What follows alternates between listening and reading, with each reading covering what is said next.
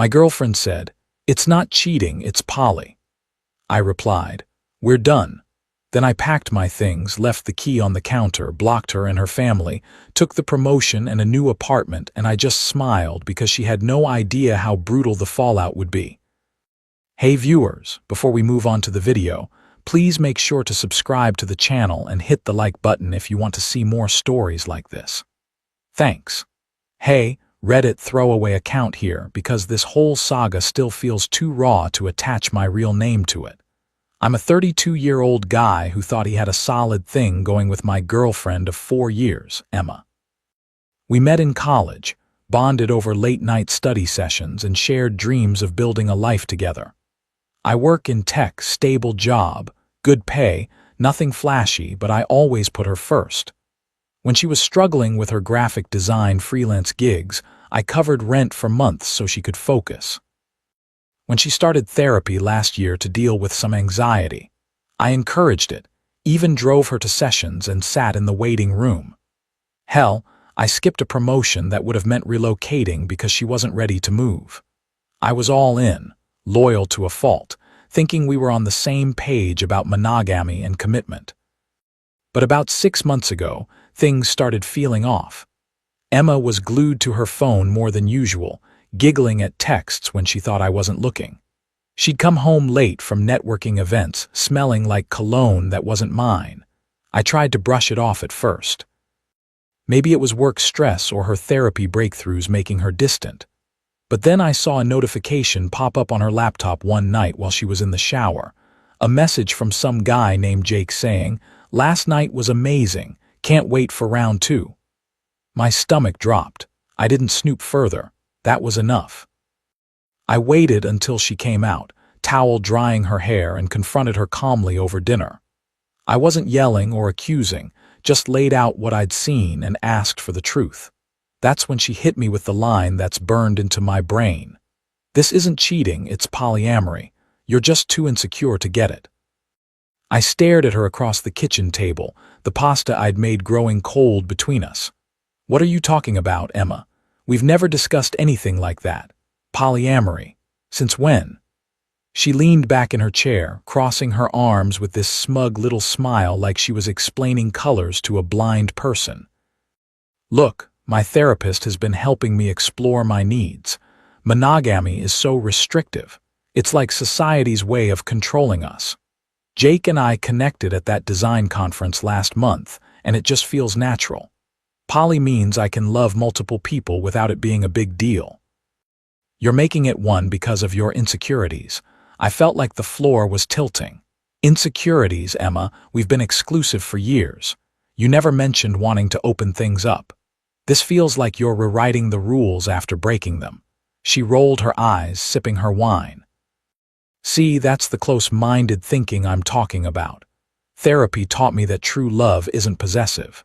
If you really cared about my growth, you'd support this. Jake gets it. He's enlightened, not stuck in outdated norms like you. We're not sneaking around. I'm being honest now. You should try being more open instead of judging." Honest now after you've already started seeing him. My voice stayed even, but inside it was like a punch to the gut. I'd supported her through everything. Her breakdowns, her career slumps, and this was how she repaid it. By weaponizing her therapy sessions to justify sneaking around. "Exactly," she said, her tone dripping with condescension. "I didn't tell you earlier because I knew you'd react like this. All jealous and traditional, polyamory isn't cheating. It's ethical non-monogamy. Read a book or something. If you can't handle it, maybe you're not as evolved as I thought." I pushed my plate away. "Appetite gone. So what? You want me to just accept this? Date other people too," she shrugged. "If you want or not, but I'm not stopping. Jake makes me feel alive in ways you don't anymore. It's not about you being bad, it's about me needing more." The conversation dragged on for another half hour. Her piling on the buzzwords like boundaries and emotional intelligence, all while making me feel like some Neanderthal for expecting fidelity. I didn't beg or yell. I just listened, nodding occasionally as the realization sank in. This wasn't a discussion. It was her declaring war on our relationship under the guise of self-discovery. By the end, I stood up, grabbed my jacket, and said, "Okay, Emma, if that's how you feel, we're done. I'll crash at a friend's tonight and come back for my stuff tomorrow." Her eyes widened for a split second, like she hadn't expected me to call her bluff. "Wait, that's it. You're just leaving, no fighting for us." I paused at the door. "What's there to fight for? You've already chosen." And with that, I walked out. No dramatic exit, no slamming doors, just quiet acceptance that the woman I loved had turned into someone I didn't recognize. The next day, I showed up with a couple of boxes while she was at work. I packed my clothes, books, the coffee maker I'd bought, essentials only, left the key on the counter with a note. "Rent's paid through the month. Good luck." Then I blocked her on everything. Phone, social media, email, no lingering ties, no room for second ging. I crashed on my buddy Mark's couch for a week until I found a short-term rental in the same mid-sized city we'd called home. Didn't tell mutual friends the details at first, just said we'd split amicably. But amicable, that was a lie I told myself to keep it together. The first few weeks were brutal. I'd wake up in the middle of the night replaying her words, wondering if I really was too insecure or close-minded. Had I missed signs? Flashbacks hit hard, like the time last winter when she had a panic attack and I held her for hours, whispering reassurances until she fell asleep. Or when I surprised her with tickets to that art exhibit she'd been dying to see just to watch her face light up. I'd given so much, sacrificed little pieces of myself, and for what? To be dismissed as unevolved. I didn't lash out or badmouth her. Instead, I threw myself into therapy. Ironic, right? Found a counselor online who specialized in breakups, and we unpacked how she'd gaslit me with all that therapy speak. It's manipulation. My therapist said she used trendy labels to avoid accountability that helped. I started hitting the gym, something I neglected while prioritizing her schedule. Picked up hiking on weekends, exploring trails outside the city where the fresh air cleared my head. Work-wise, I finally pursued that promotion I'd passed on before. Turns out, my boss was thrilled, and it came with a raise and remote flexibility. But the silence was the hardest part. No contact meant no closure, just me sitting with the unfairness. Mutual friends started reaching out, fishing for details. A couple sided with her at first, texting things like, "Emma said you couldn't handle her growth." Harsh, man, it stung, but I kept responses neutral. We wanted different things. Deep down, the confusion ate at me. Was polyamory really her thing or just an excuse? Why spring it on me like that? I journaled a lot, letting the vulnerability pour out on paper so it didn't fester. Slowly, the fog lifted. I realized her betrayal wasn't about my flaws, it was hers. And in that quiet detachment, I started rebuilding. No rebounds, no revenge plots, just me focusing on becoming someone she couldn't touch. About 2 months in, the whispers started trickling back through the grapevine. Emma had tried to define the relationship with Jake, pushing for that poly setup she'd preached about. Turns out he wasn't buying it. From what I heard via a neutral friend, he'd laughed in her face during a dinner date. "Poly, babe, I thought we were just having fun. I'm not looking for anything serious. You're a side thing." Dumped her on the spot, blocked her, and moved on to his next conquest. She'd been played hard. Karma didn't stop there. Without me as her safety net, her freelance gigs dried up. Turns out all that networking with Jake hadn't led to real opportunities.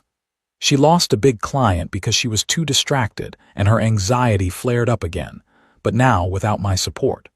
Friends who'd initially defended her journey started distancing themselves when the truth spread.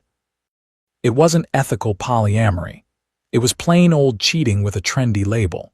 She ended up isolated, crashing on her sister's couch, posting vague social media stories about lessons in love that screamed regret. I didn't gloat or reach out, just kept building my life. New apartment, better routines, even started dating casually, meeting women who valued monogamy without the drama. The unfairness still lingered in quiet moments, but it fueled my growth instead of holding me back. Little by little, I felt the weight lift. Then the attempt started. First, it was a text from an unknown number. Her sisters, "Hey, this is Lisa. Emma's been going through a rough time. She realizes she messed up with the whole poly thing. Can you talk to her? She's learned about real boundaries now." I read it twice, feeling a flicker of that old confusion, but shut it down. "Not interested. Please don't contact me again." Blocked. A week later, Emma herself found a way around the blocks, probably a new number. She called while I was at the gym, leaving a voicemail. "Hey, it's me. I know you're mad, but Jake was a mistake. He didn't get it either. I thought poly was the answer, but it was just me being confused. Can we meet? I miss what we had. Therapy's helping me see I was wrong to spring it on you like that." Desperation crept into her voice, but I didn't call back. Deleted it and kept lifting weights. Things escalated from there. Her mom emailed me. Yeah, she dug up my work address somehow. "Dear my name, Emma's family is worried about her. She's not eating, not sleeping. That Jake, I used her and now she's alone. You two were so good together. She says she understands monogamy now. Give her another chance. It's the mature thing to do. Mature." The irony burned. I replied curtly. "Respectfully, this isn't my problem. Do not contact me further." Forwarded it to my therapist for a laugh. But Emma didn't stop. A couple weeks after that, she showed up at my new apartment. Must have gotten the address from a mutual who'd slipped up. I opened the door to her standing there, eyes red-rimmed, hair a mess, holding a takeout bag like some peace offering. "Can I come in, please?" she pleaded, her voice cracking. "I need to explain the poly thing. It wasn't real. I was just exploring like my therapist suggested." But Jake laughed at me when I tried to make it official, said I was clingy. Now I'm all alone and I see what I lost. "You were always there for me. Let's try again. I'll do monogamy your way." I stood in the doorway, arms crossed, feeling nothing but calm detachment. "Emma, you made your choice. Now live with it." Her face twisted, shifting from apologetic to angry in seconds. "That's it. After everything, you're so cold. I thought you loved me. This is your insecurity talking again, punishing me for growing. My friends say you're being unfair. Even my sister thinks you owe me closure. How can you just throw us away? Throw us away?" I echoed evenly. "That's what you did, remember, with your enlightened excuses." She stepped closer, voice rising. "Fine, be that way. But you'll regret it when you realize no one else will put up with your boring routine. I was trying to evolve us and you bailed." The hypocrisy hung in the air, but I didn't engage, just said, "Goodbye, Emma," and closed the door. Heard her banging for a minute before she stormed off. That was the last direct attempt, but it showed her true colors. Desperate one moment, vicious the next. I let out a breath, leaning against the door. The confusion from those early days was gone. In its place was clarity. She'd unraveled just like her flimsy justifications. And me, I was free. Update. For months post-breakup, life kept moving forward for me. With the promotion secured, I was traveling more for work, conferences in other cities, networking that actually built my career instead of derailing it. I upgraded to a nicer apartment downtown, one with a view of the river that reminded me to keep flowing. Dating picked up too. I met a woman named Sarah through a hiking group, kind, straightforward, no games. We weren't serious yet, but her company was a breath of fresh air, a reminder that relationships could be simple and respectful. Meanwhile, Emma's downward spiral continued, pieced together from occasional updates I couldn't avoid. After Jake dumped her, she tried to salvage her poly narrative on social media, posting quotes about self-love and ethical relationships. But the facade cracked fast. Mutual friends shared that she'd alienated most of our circle. Turns out when the details leaked, her cheating framed as exploration. People saw through it. One friend told me she'd shown up at a group hangout ranting about how misunderstood she was, only to get shut down. Her freelance work tanked further. Clients bailed after she missed deadlines, blaming it on her emotional journey. Last I heard, she was back living with her parents, scraping by on odd jobs. Her anxiety worse than ever without a support system. It was ironic, really. Her so-called evolution left her more isolated than before. I didn't seek out the info. It just found me through the grapevine. And honestly, it didn't bring joy or vindication, just a quiet confirmation that actions have consequences. I'd spent those months sitting with the unfairness, processing how she'd manipulated therapy lingo to justify betrayal. My own sessions helped me see it clearly. It wasn't polyamory, it was avoidance. Karma had hit, not as some cosmic revenge, but as the natural fallout of her choices. She was alone unraveling while I was piecing together a stronger version of myself. Update: 6 months post-breakup. The desperation peaks. The attempts didn't fully stop after that apartment showdown. For a while it was radio silence, but then her family ramped up. Her dad called from a block number one evening while I was cooking dinner. I answered without thinking. "Hello, is this my name?" His voice was gruff, like he was reading from a script. "Yeah, who's this? It's Emma's father. Look, son, she's in a bad way. That Jake fella used her and tossed her aside. She's realized the poly nonsense was a mistake. Says she was influenced by bad advice from her therapist. Her mom's worried sick and is not leaving the house much. Family thinks you two should talk. You were good for her stability." I set the spatula down, keeping my tone even. I appreciate the concern, but that's not my role anymore. Emma made her decisions. He huffed. "Come on, be reasonable. She's begging us to reach out. Says she understands now. Wants real monogamy, boundaries, and all. You're throwing away years over one slip-up. Her sister Lisa says you're acting controlling, blocking everyone. That's not mature controlling." I echoed mildly, noting the hypocrisy. Sounds familiar. Tell Emma to focus on her own growth. Goodbye. I hung up and blocked the number. It was classic.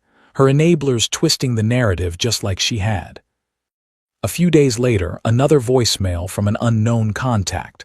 This time from her best friend, Carrara, who I'd always found pushy. "Hey, it's Kara. Emma's a mess, dude. She's crying all the time, regretting everything. Jake was abusive, gaslighting her about the poly stuff. She knows she hurt you, but she's changed. Therapy's for real this time. Her family sounding her to fix it. Can you at least meet for coffee? She promises no pressure. Don't be heartless. She needs closure." Heartless. After her smug dismissal, I deleted it without responding. The desperation was escalating from apologetic pleas to guilting through proxies, revealing how little they'd respected my boundaries. Then came the angry phase. About a week after Carrara's message, Emma emailed me from a new account. Subject line: "You owe me this. I can't believe you're ignoring everyone. My family says you're being petty and insecure, just like I thought. Jake exposed what a fool I was, but you're no better. Ghosting me when I need support. I admitted I was wrong about poly. It was just cheating.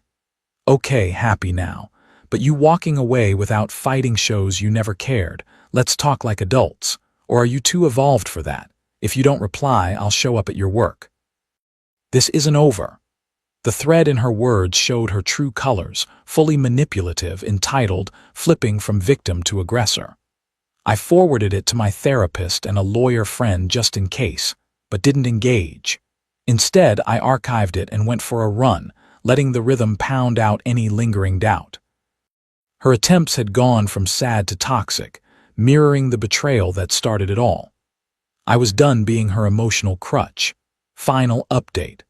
8 months post-breakup, the party had all culminated at our mutual friend Mark's birthday party, a casual backyard gathering at his place outside the city. I debated going, knowing Emma might show, but Mark assured me she'd been uninvited after her earlier drama.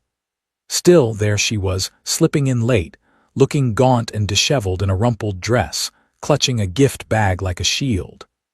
Our eyes met across the fire pit, and she beelined over while I was chatting with Sarah and a few others. "My name. Thank God you're here," she said, voice low but urgent, ignoring the group. "We need to talk privately," I turned, keeping my expression neutral. "Emma, this isn't the time or place." She glanced at Sarah, eyes narrowing, then back to me. "Who's she anyway? Listen, I've hit rock bottom. Jake was a user. He never wanted poly, just sex. I see now it was all cheating. My fault entirely. Therapy's taught me boundaries for real this time. I understand what I lost. You were loyal, stable. Let's rebuild. I'll do whatever it takes.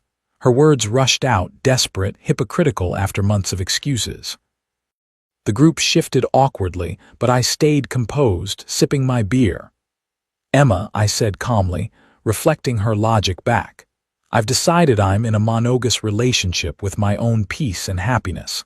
I'm just not emotionally available for anyone else right now. You should understand that. Her face crumpled, then flushed with anger. What? Throwing my words back at me. That's cruel. Look at you. New job, new girl, acting all superior. My family's right. You're heartless. I came here to apologize, to fix us. There's no us to fix, I replied firmly, focusing on my growth. I've built a life where you're irrelevant. Thriving career, real connections, no more confusion or manipulation. You're a chapter closed, Emma. Move on. She stood there, mouth agape, as the irony hit, her public unraveling on display while I mingled effortlessly. Sarah by my side, mutual friends exchanged glances, the truth evident. She muttered something about me regretting it and stormed off, leaving the party early. It was the final reversal, her desperation exposed.